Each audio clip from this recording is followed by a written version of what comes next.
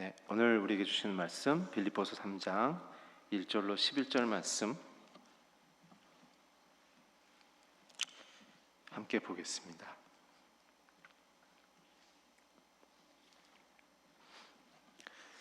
네, 한 절씩 교독하겠습니다.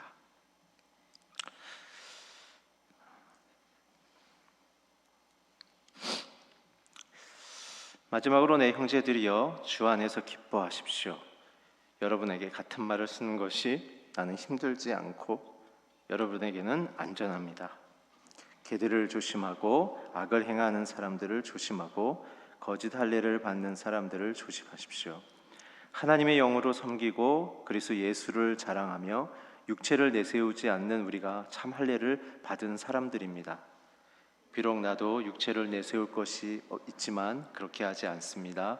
어떤 이가 육체를 신뢰할 만하다고 생각한다면 나는 더욱 그러합니다. 나는 난지 8일 만에 할례를 받았고 이스라엘 족속이요 베냐민 지파이며 히브리 사람 중에 히브리 사람이요 율법으로 말하자면 바리새 사람이며 열성으로 교회를 핍박했고 율법의 의로는 흠없는 사람입니다. 그러나 내게 유익하던 것들을 나는 그리스도 때문에 다 해로운 것으로 여깁니다. 내가 참으로 모든 것을 해로 여기는 것은 내 주 그리스도 예수를 아는 지식이 가장 고상하기 때문입니다. 그분으로 인해 내가 모든 것을 잃어버리고 심지어 배설물로 여기는 것은 내가 그리스도를 얻고 그 안에서 발견되기 위한 것입니다. 내가 가진 의는 율법에서 난 의가 아니요 그리스도를 믿음으로써 얻는 의 곧 믿음으로 인해 하나님께로부터 난 의입니다. 나는 그리스도와 그분의 부활의 능력을 알고 그분의 죽으심을 본받아 그분의 고난에 동참하는 것이 무엇인지를 알기 위해 어떻게 해서든지 죽은 사람들 가운데서 살아나는 부활에 이르고자 합니다. 아멘. 오늘 저는 이 본문을 갖고 그리스도 안에서 발견된 나라는 제목으로 함께 말씀을 나누기를 원합니다. 9절에 있는 표현을 제가 인용을 했습니다. 그 안에서 발견되고 싶습니다. 사도 바울의 고백이죠. 오늘 3장을 시작하는 시작 접속사가 마지막으로 혹은 그 개역개정어는 종말로라는 표현이 있는데요. 이 뜻은 결론을 얘기하겠다 그 뜻이 아니라 이제부터 본론이다 라는 얘기예요. 이제부터 본론이다. 그래서 이 3절부터 나오는 내용이 우리에겐 굉장히 중요합니다. 1, 2절의 내용은 이거였죠. 예수의 마음을 우리가 품어야 한다.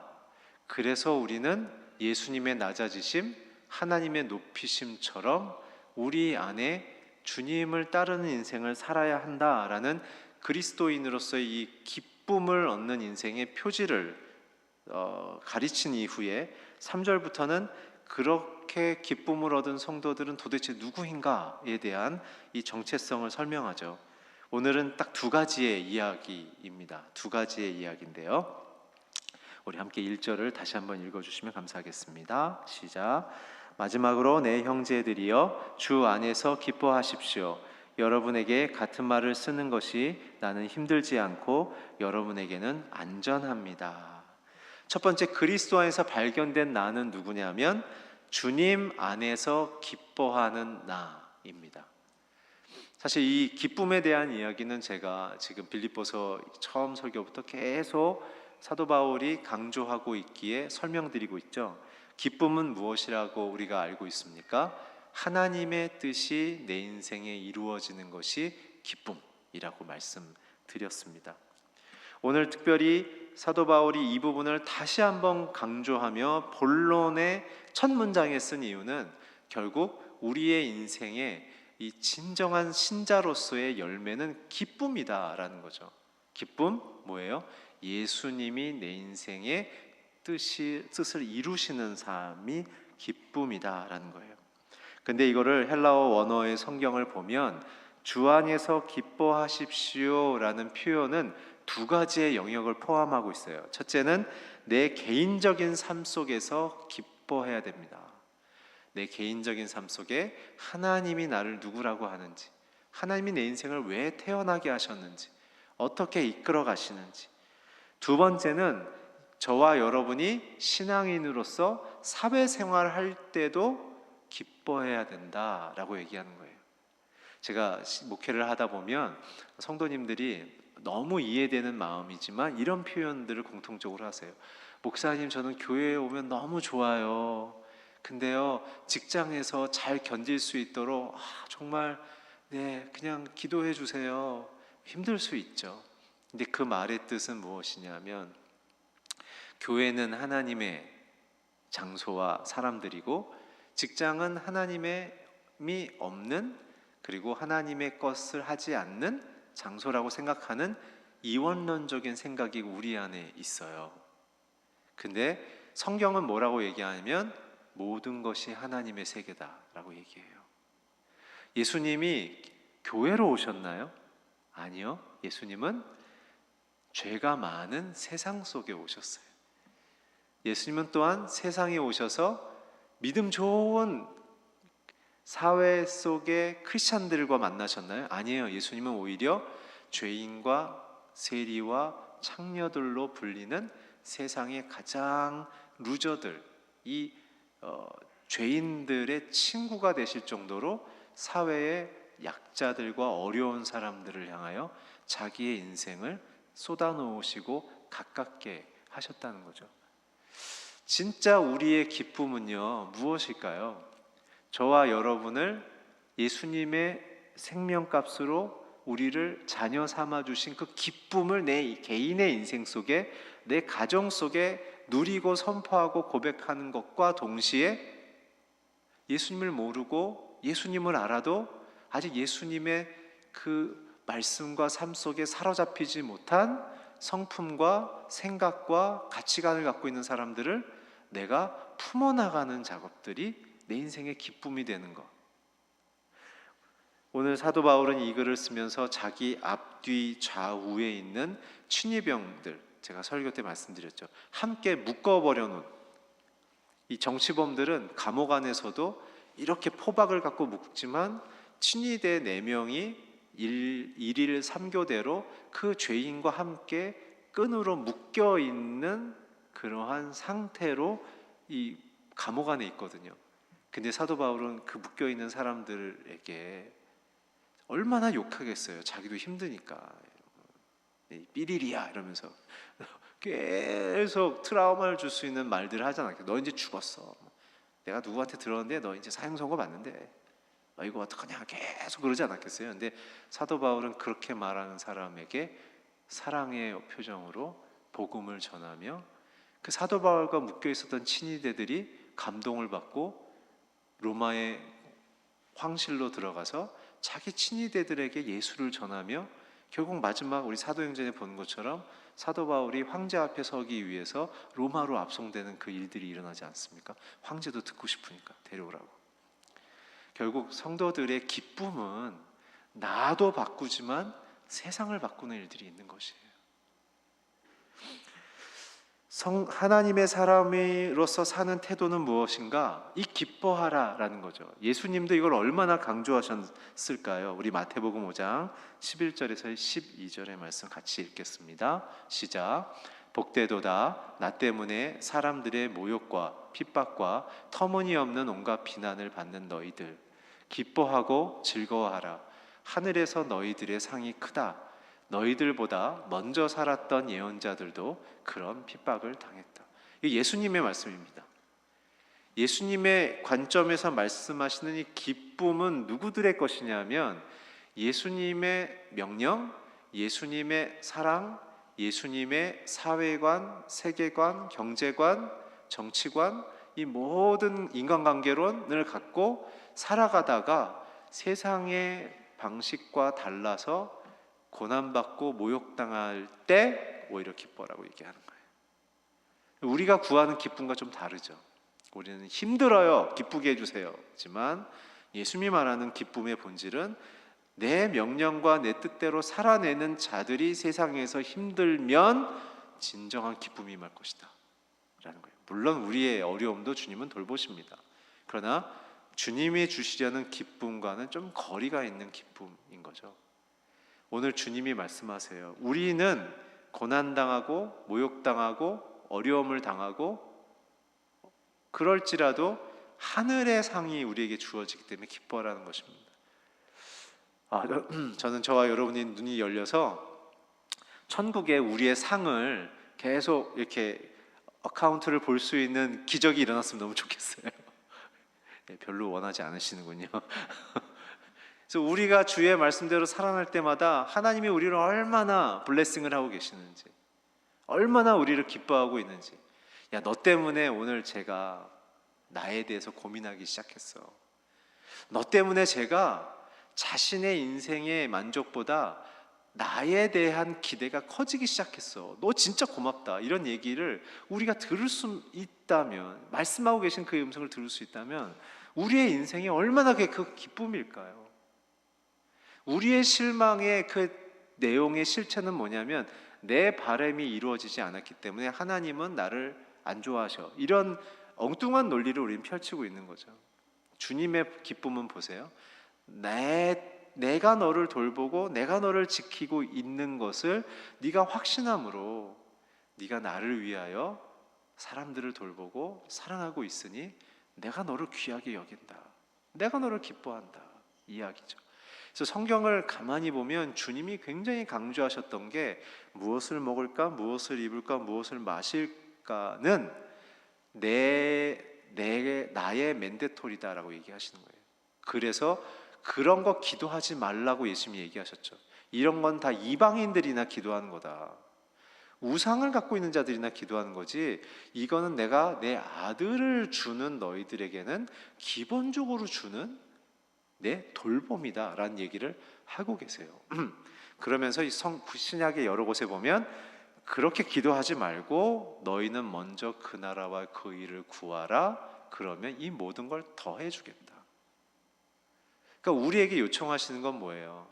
우리의 인생 속에 주님이 삶의 근원 되시고 삶의 통치자 되심을 잊지 말고 그분이 나의 기쁨이란 사실을 고백할 때 우리는 주님 안에서 발견되어진다라는 거예요. 오늘 여러분들의 근심의 뿌리가 나의 무능함이라면 빨리 잘라버리십시오. 그리고 주님 안으로 들어가세요, 빨리. 그래서 주님이 나에 대해서 어떠한 계획을 갖고 계시고 어떠한 목표를 갖고 계시는지를 빨리 들으셔야 합니다. 제가 건너뛰긴 했지만 빌립보서 2장 25절부터 30절에 보면 에바브로디도에 대해서 사도 바울이 이를 잘 돌보라고 계속 빌립보 교인들에게 3번이나 강조하는데 그 내용이 중간에 보면 우리를 깜짝 놀라게 하는 부분이 있어요. 너네들을 섬기다가 에바브로디도가 죽을 뻔했다. 무슨 병인지 몰라요. 제가 보기에는 과로로 인한 심장 질환이 아닐까 싶어요. 목회하다 보면 스트레스를 엄청 많이 받지 않습니까? 원하시면 Welcome to my world 오셔서 저랑 같이 한번 하루 같이 한번 살아보십시오. 새벽 4시 기상, 밤 12시 취침. 할렐루야. 에바브로디도가 목회를 하다가 빌립보 교인을 섬기다가 죽을 뻔했대요. 근데 놀랍게도 에바브로디도는 빌립보 교인들이 걱정할까 봐 자기가 죽을 뻔한 상황을 숨기고 있었어요. 그러니까는 바울이 얘기한 거예요. 어휴, 이 곰들아, 너희들 섬기다가 지금 에바브로디도가 죽을 뻔해서 너희들한테 아직 못 가고 있는 거야. 그것도 모르냐, 이 곰들아, 이런 거예요. 오늘 그럼에도 불구하고 사람들을 섬기는 마음이 우리에겐 기쁨이 되는 거예요. 여러분요, 이 주님을 깊이 알다 보면 우리 안에 진짜 기쁨은 뭐냐면 누군가가 예수님을 깊이 알고 시작하고 누군가가 예수님 때문에 희망을 갖기 시작하고 누군가 예수님 때문에 삶의 용기를 갖고 살아보겠다고 일어나는 장면 보면 정말 눈물이 납니다. 그리고 나와 상관없는 사람들인데 그들의 아픔과 고통을 보면 나도 모르게 눈물이 솟구쳐 나오는 거예요. 왜요? 나를 주님께서 사랑하시고 나를 주님께서 이렇게 귀하게 창조하신 것처럼 그들이 신앙이 없을지라도 그들을 주님이 그렇게 사랑하고 그들을 주님이 그렇게 소중히 여기신다는 마음이 터치가 되니까. 그래서 우린 기뻐할 수 있는 거예요. 두 번째 그리스도 안에서 발견된 나는요, 2절부터 9절까지인데요. 너무 길기 때문에 제가 읽지 않고 우리 3절만 같이 한번 읽었으면 좋겠어요. 3절만 시작. 하나님의 영으로 섬기고 그리스도 예수를 자랑하며 육체를 내세우지 않는 우리가 참 할례 받은 사람들입니다. 두 번째 그리스도 안에 발견된 나는 예수님으로 자랑하는 나예요. 예수님으로 자랑하는 나. 3절 보세요. 예수를 자랑하며, 앞뒤 구절은 예수를 자랑하며를 이렇게 수식하는 구절들이에요. 하나님의 영으로 섬기는 삶이 돼서 예수를 자랑하게 된 것이고, 어떻게 해요? 예수를 자랑하기 위해 내 육체를 내세우지 않습니다. 왜냐하면 예수님이 제일 중요하니까. 이 얘기를 한 이유는 2절에 보면 개들을 조심하고, 이거는 덕을 얘기하는 게 아니에요. 사람을 얘기하는, 어떤 그룹을 얘기하는 거예요. 교회를, 그리고 사도 바울을 음해하고 저주하고 무너뜨리려는 5그룹 중에 오늘 3그룹을 언급하는데, 개라고 표현했던 그룹 하나 있고요, 악을 행하는 사람들이라는 한 그룹이 있고요, 거짓 할례를 받는 사람이라는 이 3그룹을 해요. 누군지는 제가 말씀드릴 수 있는데 지금은 오늘 주제와 상관없기 때문에 제가 건너뛰려고 그래요. 하지만 행악자는 제가 밝혀드리려고 그래요. 바울과 경쟁했던 그리스 출신의 선교사들이에요.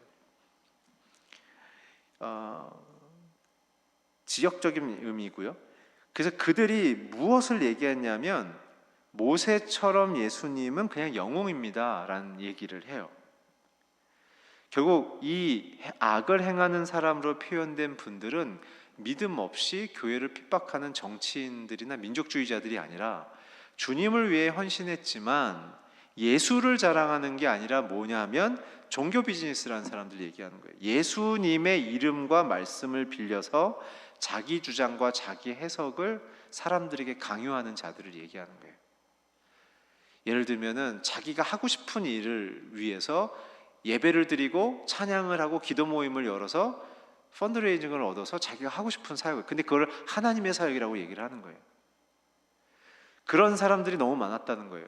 사도 바울이 가는 곳마다 도시가 뒤바뀌고 사람들이 막 변하는 걸 보면서 이 선교사들은 자신들도 지지 않고 싶어서 사람들의 돈을 끌어모으고 사람들을 끌어모으기 위해서 엉뚱한 짓거리들을 했거든요. 그러니까 이들이 가르치는 내용은 예수님을 말하곤과 동시에 자기의 주장과 자기의 바램을 예수님의 명령처럼 섞어버려서 설명하는 거예요. 여러분 조심해서 들으셔야 돼요. 저는 그래서 여러분들에게 설교하거나 강의하거나 신방할 때 굉장히 떨립니다. 성경에 있는 얘기, 예수님의 그 논지와 목표에서 벗어나지 않으려고 굉장히, 그래서 제가 예화도 잘 안 들고 제 얘기를 전혀 하지 않는 이유는 엉뚱한 길로 빠질까 봐. 그리고 여러분들 가끔 보면 어떤 분들은 예화만 기억하는 분들이 계세요. 설교 내용은 다 잊어버리고. 그런 분들에게는 그런 식으로 설교하면 그분들은 신앙을 떠나 예화 모음집밖에 안 돼요. 설교 내용은 이거였는데 목사님 재밌었어요. 뭐 재밌을 수는 있어요. 예수님의 관점을 우리가 놓치면 안 된다는 거죠. 이 자들에 대해서 사도 바울은 고린도후서 11장 12절 13절에 또 한 번 언급해요. 나는 내가 행하는 일들을 계속할 겁니다. 복음을 전하는 일을 얘기하는 거죠. 그 목적은 우리와 똑같은 일을 한다고 자랑하기 위해 기회를 엿보는 사람들의 기회를 끊어버리려는 것입니다. 이런 사람들 얘기하는 거예요. 그들은 거짓 사도들이요 가증한 인권들이요 자신을 그리스도의 사도로 가장하는 사람들입니다. 그래서 제가 교회를 여러분들과 함께 지속적으로 예수님을 고백하고 예수님이 내게 명령하시는 큐티 중심으로 교회를 재편하고, 그리고 우리가 순예배로 바꾸고 주님을 고백하려는 이유는 우리가 이러한 어려움에서 유혹을 받지 않게 하려고 하는 거예요. 왜냐하면 교회의 주인은 예수님이니까. 저 아니에요. 여기 계신 어느 분도 교회 주인 아니에요. 예수님이에요. 예수님. 그분이 우리를 불러서 이 공동체를 섬기게 하시는 은혜의 부르심을 우리에게 주신 거죠. 그래서 우리는 오롯이 주님만을 고백하고 예수만으로 자랑해야 돼요. 사도 바울의 지금 경고는 무엇이냐면 예수의 십자가를 자랑해라. 그러나 너희들이 예수님의 복음 속에 나타나는 능력과 그 계시가 자기 것인 양 자랑하면 안 된다라는 경고의 메시지를 펼치는 거죠. 그래서 오늘 제 설교를 정리하면서 어떻게 예수님을 자랑하는가, 오늘 본문 속에 나타난 사도 바울의 그 예수님으로 자랑하는 사람으로, 성도로 바뀌는 세 가지의 스텝을 좀 말씀드리고 오늘 제 설교를 마치려고 해요. First step, 첫 번째는 뭐냐면 4절부터 6절의 말씀인데요, 율법주의에서 참신앙으로 라는 이야기예요. 율법 중심에서 참신앙으로. 조금 쉽게 펼쳐드리면 자기중심적인 인생 혹은 자기중심적인 신앙에서 하나님 중심적인 인생, 하나님 중심적인 신앙으로의 변화예요. 근데 여러분, 이건 오해하시면 안 돼요. 이건 뭐냐면 예수님을 전혀 몰랐다가 예수님을 믿게 됐어요가 아니에요. 그게 아니라 뭐냐면 예수님이 내 주인인 것도 알고 예수님이 를 따라 살아야 되는 것도 알았는데 그 출발로부터 내가 어떻게 지금 변화되고 있느냐의 이 변화에 대한 이야기입니다. 근데 이건 굉장히 잘 들으셔야 돼요. 나 예수님 믿었는데, 나 헌신했는데, 나 직분이 뭔데? 이런 얘기는 성경에서 필요치 않은 얘기예요. 신자들에게 필요하지 않은 얘기입니다.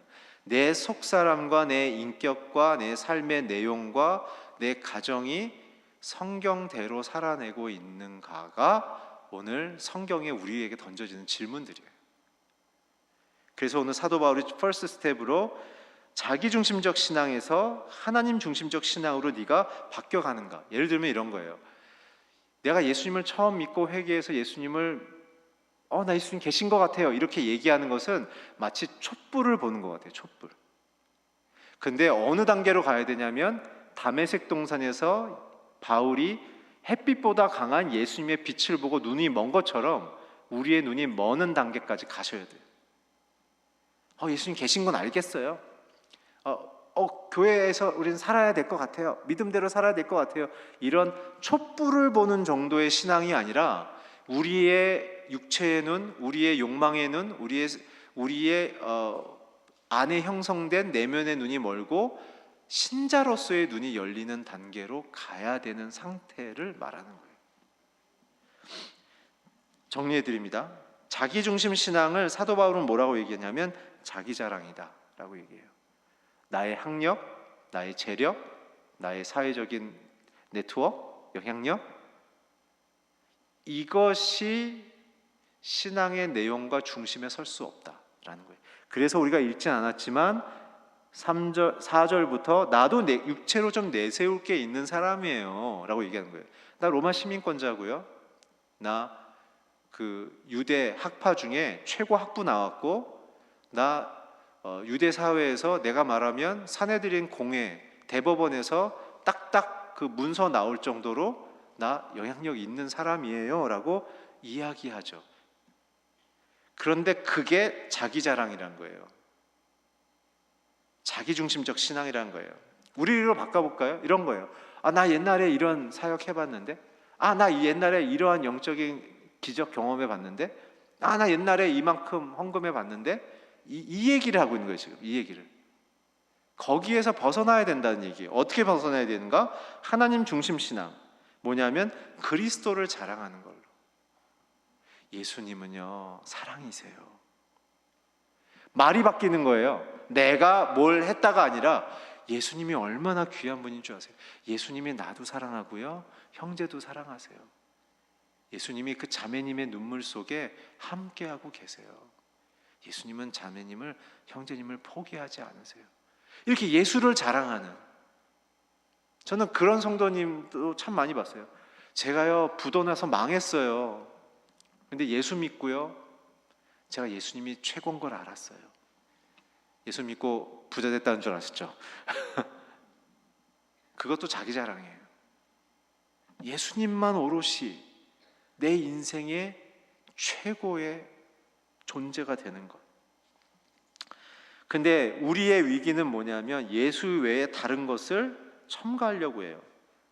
기독교 외에 다른 종교의 스키마, 이 종교의 교리나 이 철학의 이 구조, 이 이 스트럭처는 뭐냐면 도덕성이에요. 도덕성.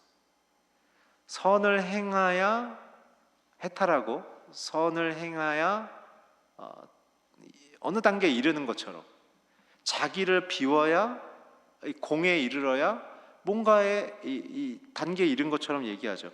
모든 것이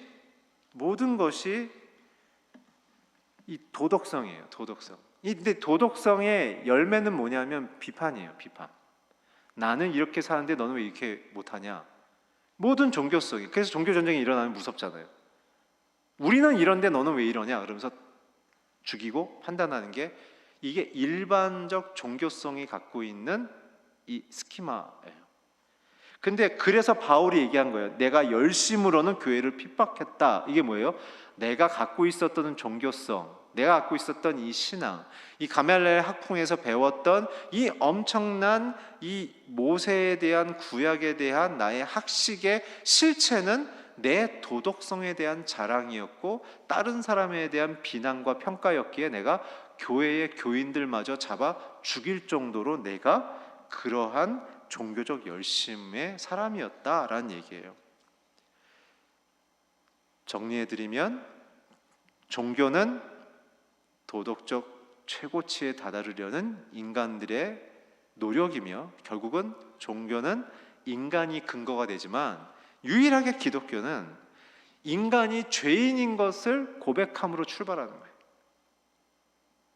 다른 종교들은 인간이 깨끗해지고 뭔가 이렇게 빛나지는 방식으로 나의 노력을 통해, 내가 행한 행위를 통해 사람들과 차별되는 방식으로 하지만, 기독교는 자기가 죄인 중에 괴수라고 고백할 때가 가장 빛나는 상태라는 거예요. 왜요?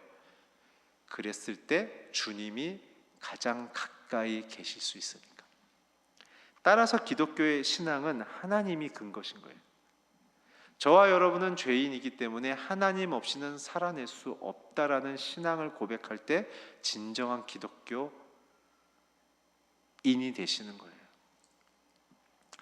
따라서 오늘 4절부터 6절까지는 우리의 행위, 우리의 학력, 우리의 지성, 우리의 교양, 우리의 재력, 우리의 사회 영향력, 이 신앙의 근거가 될 수 없다. 오직 하나님만, 예수님만이 근거다. 그 고백을 하며 발을 떼기 시작해야 된다.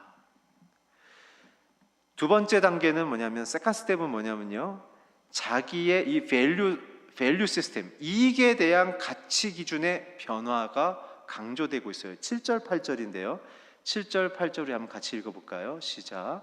그러나 내게 유익한 것들을 나는 그리스도 때문에 다 해로운 것으로 여깁니다. 내가 참으로 모든 것을 해로 여기는 것은 내가 주 그리스도 예수를 아는 지식이 가장 고상하기 때문입니다.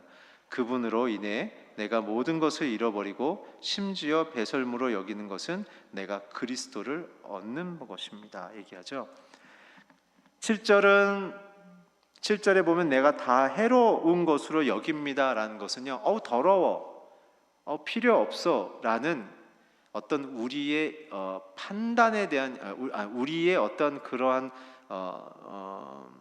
뭐 깨끗하고 좋고에 대한 선호도에 대한 문제가 아니고요, 이거의 원어의 뜻은 뭐냐면 검토하고 또 검토하고 확인해 본 후에 내가 결정했다, 이거예요. 여러분, 기독교 신앙은요, 이성을 좀 쓰셔야 합니다. 우리는 하나님의 말씀을 믿음으로 받아들이지만, 그럼 받아들여야 돼요. 왜냐면 이해할 수 없는 영역이 많기 때문에. 근데 어디서부터 저와 여러분이 갖고 있는 하나님의 허락하신 이성을 사용해야 되냐면, 이 믿음을 어떻게 살아내야 되지? 이 믿음을 내 인격에 어떻게 적용해야 되지? 이 믿음을 도대체 내 가치 기준에 어떻게 적용해야 되지? 어떻게 살아내지에 대해서는 하나님이 여러분들에게 주신 이성을 100% 돌리기 시작해야 돼요. 자기를 객관화하십시오. 자기의 약점을 인정하십시오. 안 되는 것을 선언하십시오. 주님의 도우심을 구하십시오. 그래서 큐티를 하는 거예요. 하나님은 누구이시고 내게 뭘 말씀하시는가를 들은 이후에 저와 여러분이 지금 잘해주시는 것처럼 내 삶의 현실에 적용하면서 그럼 내가 어떻게 실천할까를 고민하는 거 아닙니까? 그걸 통해 우리에게 일어나는 일은 저와 여러분의 이 밸류 시스템의 변화예요. 내가 무엇을 소중히 여기는지가 발견이 되고 그게 예수가 아니라는 사실에 깜짝 놀라며 내가 예수를 믿고 있지만 여전히 내 안에 내가 살아있다는 사실을 발견하며 주님의 그 가치 기준으로 내 자신을 바꿔내려는 삶, 그래서 우리는 순예배를 귀중히 여기는 거예요. 그래서 큐티를 하는 것이에요. 오늘 그러면서 7절 8절에 보면 내가 유익했다고 생각했던 것이 나에게 손해를 주는 것이라는 걸 알게 됐다. 그 7절의 얘기예요. 8절의 얘기는 뭐예요? 예수님이 나에게 필요 없고 별로 중요하지 않다고 생각했는데 곰곰이 생각해보고 이성적으로 연구해보고 묵상해보니 예수님보다 중요한 게 없다는 사실을 알게 돼서 예수님을 아는 것이 가장 고상한 지식임을 알게 됐다라는 고백을 하는 거예요. 이 묵상에 대한 내용이며 이 변증적인 사회의 철학, 가치관, 여러 가지의 어떤 그런 내용들에 대한 부분보다 예수가 월등하다는 사실을 알게 되는 거죠. 내년에는 못하지만 내후년쯤에 제가 이 기독교 변증에 대한 이야기를 좀 해드리려고 그래요. 그리고 사회적 이슈에 대한 성경적, 변증적 가치에 대한 이야기를 좀 해드리려고 합니다. 이 부분은 우리에게 이런 숙제를 줘요. 예수가 주려는 가치와 내가 추구하는 가치가 무엇인가를 끊임없이 비교하게 만드는 거예요.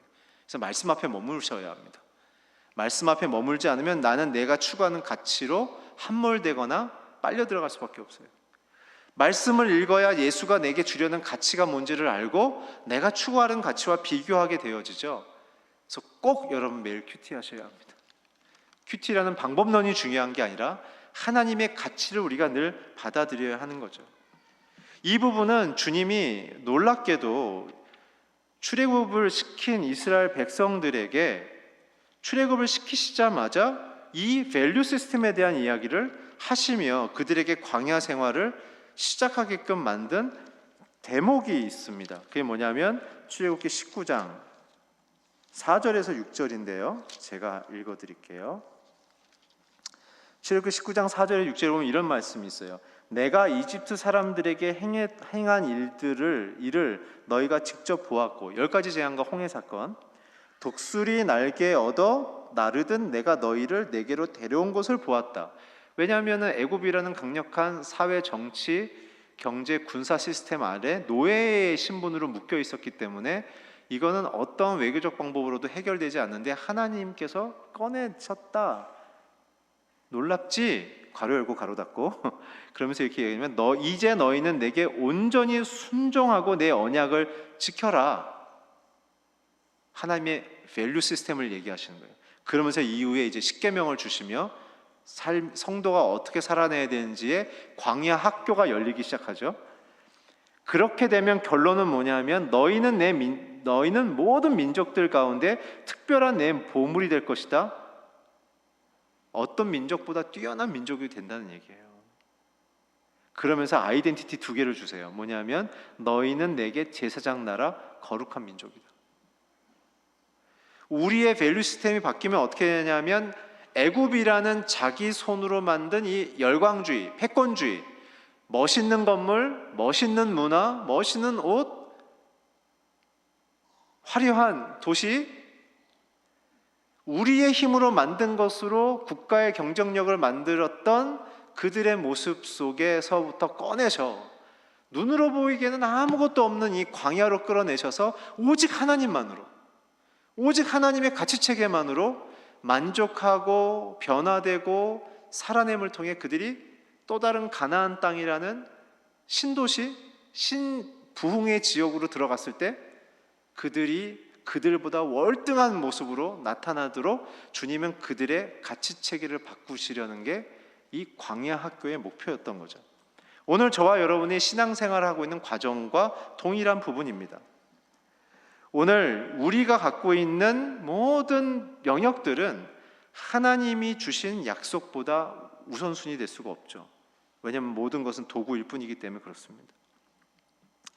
오늘 예수 안에 우리가 받아들여졌고 예수 안에 우리가 사랑으로 회복되어졌기에 이제는 주님만이 우리에게 있어서 최고의 가치 기준이 되어지고 그것이 영적인 사람, 인격적인 사람, 사회적인 사람으로 우리를 바꿔내며 여러분들이 가는 곳마다 하나님의 질서가 일어나게 되고 하나님의 생명이 일어나게 되는 거예요. 여러분과 제가 그렇게 바뀌기를 축복합니다. 마지막 세 번째, third steps는 뭐냐면 비난받는 자들을 의롭게 변화시키는 예수 그리스도를 얘기하는 거예요. 9절입니다. 오늘 본문 9절. 9절 보게 되면 그 안에서 발견되기 위한 것입니다. 내가 가진 의는 율법에서 난 의가 아니고 그리스도를 믿음으로써 얻는 의, 여기가 중요합니다. 곧 믿음으로 인해 하나님께로 난 의입니다. 보통 성경은 하나님의 의라고 다 얘기하는데 성경에서 유일하게 이곳에서만 하나님께로부터 나온 의라고 얘기해요. 이게 뭘까? 제가 고민하고 묵상하고 여러 가지를 찾아보니까 사도 바울이 이런 뜻이더라고요.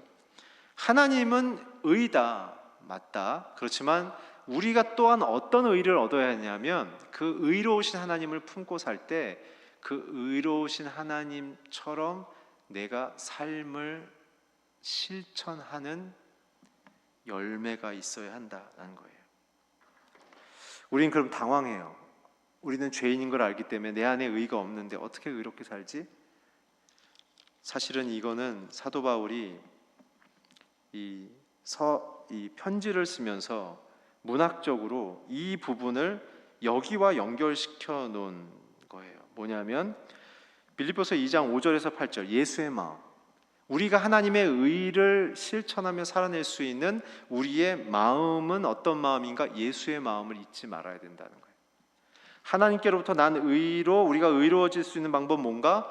예수의 마음대로 사는 것. 예수의 마음 뭐였죠? 두 가지였죠. 신분 포기, 죽음을 각오한 사랑. 신분 포기, 죽음을 각오한 사랑. 예수님께 사랑받았다면 우리의 인생 속에 무엇이 고백되어져야 하는가? 자기의 신분을 포기하고 내게 오신 예수님을 감동하는 것이죠. 예수님을 환영하지 않은 나를 위해 죽으신 주님으로 감격하는 거죠. 그래서 어떻게 해요? 나를 그렇게 귀하게 여기신 것만으로 생각하다가 어떻게 해요? 내 배우자를 보니 배우자에 대해서도 똑같은 하나님이시네. 내 자녀들을 보니 자녀들에게도 똑같은 하나님이네. 내 교우들을 보니 교우들에게도 똑같은 하나님이네를 생각이 확장되기 시작하면서 내가 내 배우자를 향해, 내 자녀들을 향해, 내 교우들을 향해, 더 성숙한 분들은 믿지 않는 자들을 향해 이제 예수의 마음으로 신분을 포기하고 목숨을 건 사랑을 시작하는 거죠. 두 번째, 하나님께로부터 난 의의 두 번째 실천 방법은 뭐냐면 빌립보서 2장 1절에서 4절에 나와 있는데요. 그리스도 안에 있는 나 혹은 공동체를 형성해 가라는 거예요. 어떤 내용이었냐면 그러므로 그리스도 안에 무슨 격려나 사랑의 무슨 위로나 성령의 무슨 교제나 무슨 자비와 긍휼이 있거든 같은 생각, 같은 사랑을 품고 나타내며 한 마음으로 같은 것을 생각하므로 내 기쁨을 충만하게 해라. 예수로 모두가 하나 되라.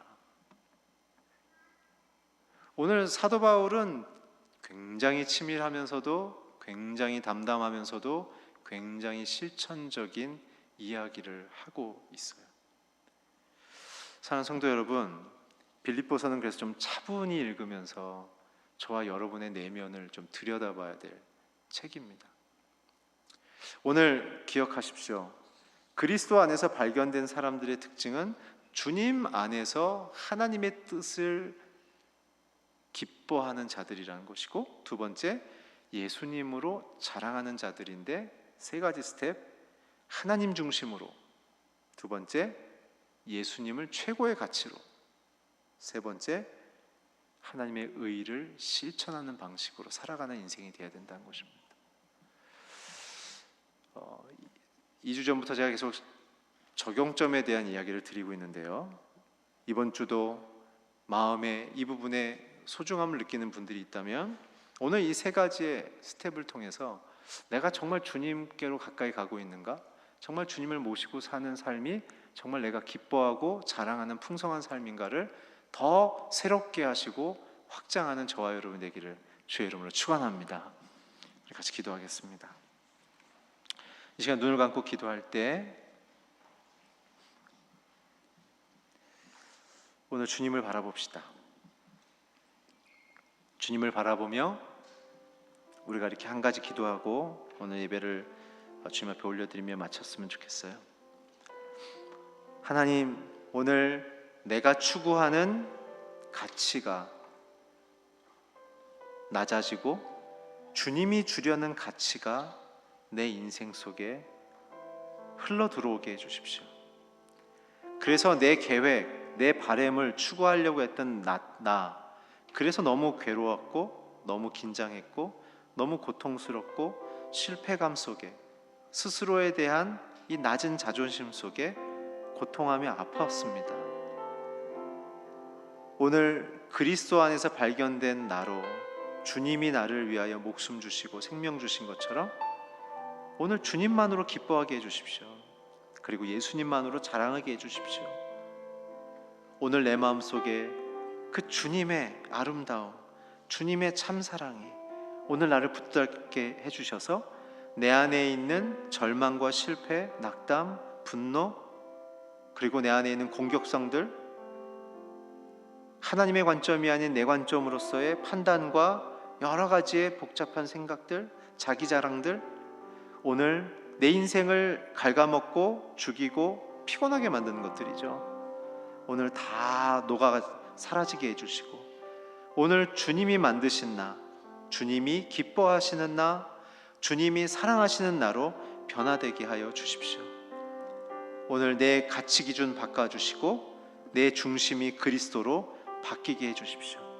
오늘 이러한 마음이 있는 분들은 가슴에 손을 얹고 우리가 깊은 마음으로 잠잠히 주 앞에 기도하면서 하나님, 오늘 내 마음을 바꿔주시고 내 생각을 바꿔주시고 내 안에 들어오시고 내 가정에 들어오시고 내 고통과 내가 만들어버린 이 엉클어진 모든 상황 속에 주님 들어와 주셔서 나를 건져주시고 꺼내주셔서 주님의 기쁨으로 바꾸시고 주님의 사랑으로 나를 채워주십시오. 오늘 여러분들의 가정을 위해, 여러분 자신을 위하여 함께 오늘 기도하겠습니다. 살아계신 하나님 아버지, 오늘 주님이 우리를 그리스도 안에서 찾기를 원하고 그리스도 안에서 우리를 붙잡기를 원하고 그리스도 안에서 우리를 회복하기를 원하는데, 하나님, 우리는 너무나 우리의 열등의식과 우리의 약함과 우리의 부족함을 가리고 감추고 또한 우리의 모습을 크게 보이기 위해서 자기 자랑 속에 빠져 있었습니다.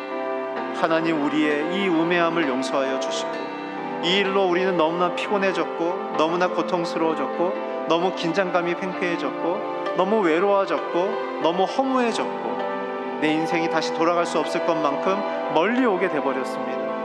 오늘 내가 붙들고 있고 내가 붙잡고 있고 내가 자랑하고 있었던 모든 것들이 오늘 주님 다 예수 그리스도로 바뀌게 하여 주십시오. 오늘 내가 그리스도가 내 안의 중심이며 그리스도가 나에게 최고의 가치임을 고백함을 통해 자유를 경험하게 하여 주시고 치유를 경험하게 하여 주시고 주님의 위로와 사랑을 경험할 수 있도록 오늘 피곤한 그 손과 마음이 전부 다 풀어지게 하여 주시고 오늘 주님이 주신 위로와 사랑으로 하나님 두려움과 염려로부터 하나님 다 건져임 받아 주님이 주신 새 마음과 새 영으로 주님만을 높이며 주의 사랑으로 덧입으며 주님만을 온전히 고백하는 인생으로 변화되게 하여 주시옵소서. 우리 사랑하는 성도님들, 예수로 붙잡히게 하여 주시고 예수 안에 발견되게 하여 주시고 예수의 눈과 마음을 기쁨으로 받아들여 하나님, 우리의 성품이 바뀌고 인격이 바뀌고 우리의 말이 바뀌고 생각이 바뀌어 정말 기쁨과 소망이 있는 인생으로 온전히 바뀌어 나갈 수 있도록 하나님 도와주시옵소서.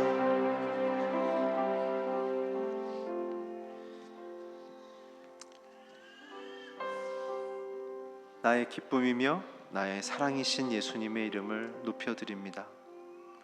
오늘 귀한 우리 성도님들, 우리를 복음으로 초대해 주셨고 예수 안으로 불러주심을 감사드리며 한 분 한 분 오늘 예수님 찾아가 주셔서 오늘 우리 귀한 성도님들의 인생에 중심되어 주시고 최고의 가치가 되어 주셔서 우리의 인생을 헤매게 만들고 긴장하게 만들고 공격적으로 만들게 되는 우리의 자랑들이 다 우리의 인생을 힘들고 피곤하게 만들고 사람들과 갈등을 일으키게 만드는 이 모든 자기 자랑들이 다 예수의 자랑으로 바뀌게 하여 주시옵소서.